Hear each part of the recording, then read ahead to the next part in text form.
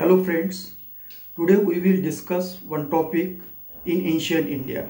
The topic is spread of Buddhism and Vedic religion. So around 200 BC in North India, Buddhism and Vedic religion were the dominant religious force. And in the course of a time, Buddhism had become the global religion. On the other hand, this Vedic religion had confined to the India only. So if you see the period around 200 BC, so during that period there was a process of urbanization in northwest India and Central Asia. On the other hand, during the same period, the Central Asia and South India was comparatively more rural. So as we see, Buddhism had penetrated to northwest India and from northwest India to Central Asia, and it becomes a global religion. So had you thought about it?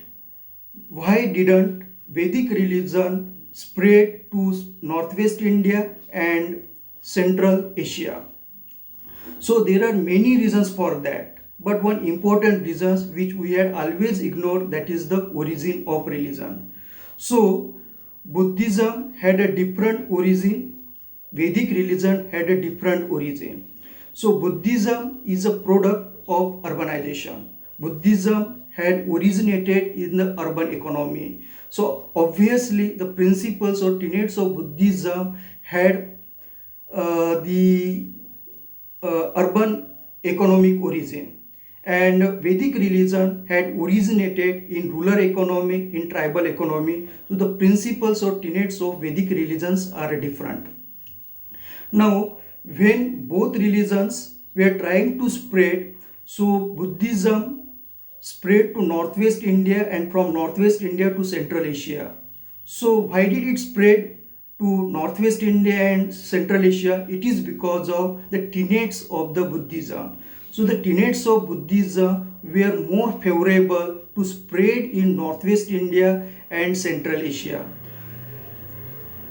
Now we take one example of a different tenets of Buddhism and Vedic religion. So in Vedic religion, animal sacrifice or rituals were supported, but in Buddhism these rituals were not supported. So obviously these tenets of Buddhism got supports from the rural economy, and that religion had grown to northwest India and Central Asia.